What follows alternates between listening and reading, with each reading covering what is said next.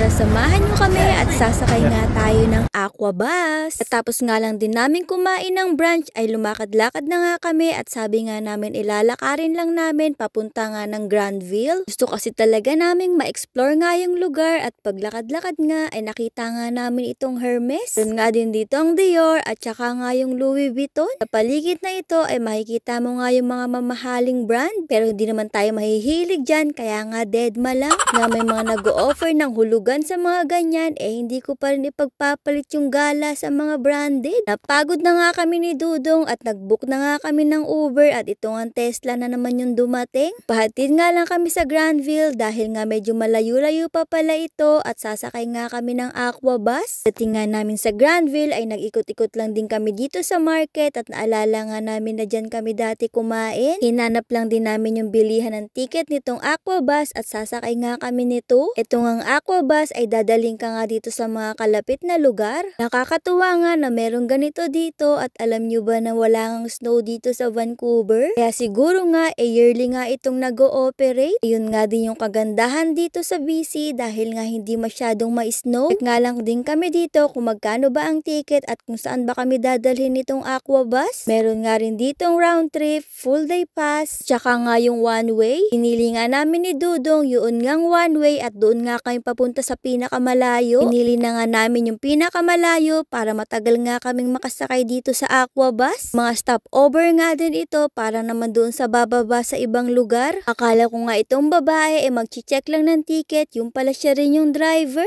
Ang sabi nga namin ay papunta nga kami doon sa The Village pero hindi talaga namin alam kung anong meron doon sa The Village. Bahala na nga at pwede namang maglakad-lakad o kaya nga mag-Uber kapag ka nga naliligaw na. Basta ang gusto lang talaga namin enjoy nga itong pagsakay nga namin ng aqua bus. Ang sarap nga lang din magmasid-masid at mag-relax nga habang nakasakay nga dito sa aqua bus. Napuntahan na nga din namin itong Grandville dati pero hindi naman kami sumakay nito. Last time kasi na pumunta kami dito, ang tinarget nga namin yung makapunta nga dun sa Capilano Suspension Bridge. Napakaganda nga ng view dito at sana nga ma-enjoy ninyo.